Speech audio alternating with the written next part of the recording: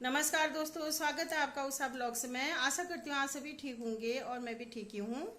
और सबसे पहले मैं हमारे गांव में आप लोगों को मैं बहुत पहले से शेयर करना चाहती थी, लेकिन शेयर नहीं कर पाई थी क्योंकि और वीडियोस और शॉर्ट्स ही मतलब मैंने रिकॉर्ड करने में और एडिट करने में टाइम लग गया था, फुर्सत भी नहीं हुई थी इस बीच। तो कि मतलब जो हमारे गांव में दो तीन जने मतलब 20-25 दिन के अंदर में दो तीन जने मतलब गांव क्या दुनिया ही छोड़ के चले गए हैं, तो उनको मैं दिल से श्रद्धांजलि देना चाहती हूँ। और वैसे दो अम्मा जी लोग और एक हमारे दादा लगते थे, मतलब जेठ जी। अम्मा जी लोग तो वैसे उम्रदार हो ही गए होंगे, जैसे हमारी सास की उम्र की थी लगभग दोनों, एक थोड़ा छोटी थी। और जो भाई साहब थे वो तो खैर उतनी ज़्यादा उम्र के भी नहीं थे, जो जेठ जी थी 62-63 तक उनकी एज हुई होगी, लेकिन मतलब तबीयत बहुत ख़राब हो गई थी इसी साल अचानक उनकी तबीयत ख़राब हो गई थी। तो अब उनका मतलब बुलावा आ गया होगा भगवान का।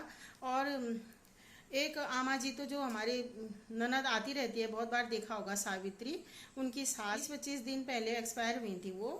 पहले बहुत बीमार हुई थी वो, एक आध साल पहले, फिर ट्रीटमेंट वगैरह हो गया था। तो आजकल तबीयत तो थोड़ा बहुत उनकी थोड़ा ऐसी रहती थी कह रहे थे, लेकिन ठीक थी, मतलब अचानक ही आप बोल सकते हैं कि अचानक ही मतलब एक्सपायर हो गई थी। उसके बाद 5-6 दिन पहले, मतलब 6 दिन पहले जो जेठ जी थे वो, मुझे तो दूसरे दिन ही है, दूसरी अम्मा जो गोलू और संचिता की दादी जी थी, वो भी, उनका भी निधन हो गया था। तो गांव में वैसे इस बीच ऐसा ही माहौल हो रहा है कि जैसे दो तीन जने चले गए, तो आप समझ सकते हैं कि शोकाकुली माहौल है ज़्यादा। उतना बीच में तो बहुत से हमारे गांव में कार्य हुए थे, देव कार्य भी हुए थे, काज हुए थे, शादी और व्रत वगैरह हुआ था। तो मैं तो नहीं डालती हूँ, लेकिन जो मेरी दोस्त हैं गांव में, हिमा भट्ट FMM, उनके चैनल में आप देख सकते हैं, उन्होंने सब डाल रखे हैं। लेकिन अचानक ही ये ऐसा हुआ तो थोड़ा अजीब लगता है। अब एक जना या एक दो जना तो होता है, तो लगातार दो तीन जने मतलब आप बोल सकते हैं कि बहुत ही गंदा लगता है ऐसे में। जो तीनों जने बहुत ही ज़्यादा व्यवहार कुशल, हंसमुख और मिलनसार थे, बहुत ही अच्छे स्वभाव के थे। और जो अम्मा थी वो तो खैर पहले जो सावित्री की सास, वो तो इधर ही पिथौरागढ़ी रहती थी, लेकिन गांव में भी आती जाती रहती थी। और वो दोनों जने जो जेठ जी और अम्मा, तो जो संचिता और गोलू की दादी, जो दूसरी जो एक्सपायर हुई थी अम्मा, वो थी, वो तो गांव में ही रहती थी। और संचिता और गोलू को तो आप बहुत बार देख चुके हैं मेरे ब्लॉग में, मैंने एक उसके व्रत का उसका भी मैंने वीडियो बनाया था। वो तो आजकल 2-3 साल से तबीयत बहुत ख़राब थी उनकी, बहुत ही हंसमुख और मिलनसार थे वो दोनों भी, जेठ जी भी वो भी। और जो अम्मा थी वो तो बहुत कर्मठ थी, मतलब बहुत मेहनती और रात दिन में से जब तक उनका शरीर स्वस्थ था काम में लगे रहने वाली कर्मठ महिला थी।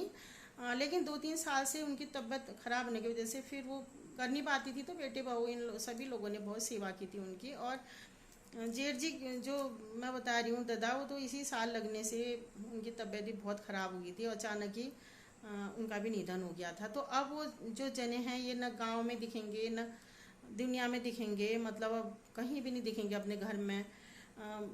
आप समझ सकते हैं कि जो इंसान चला जाता है फिर यादें शेष रह जाती हैं उसकी। लेकिन अब ऐसा तो सभी के साथ होता है फ्रेंड्स, जो इस दुनिया में आता है तो उसे जाना पड़ता ही है। अब चाहे हम कितना ही शोक मना लें, वो तो नियम है, विधि का विधान है।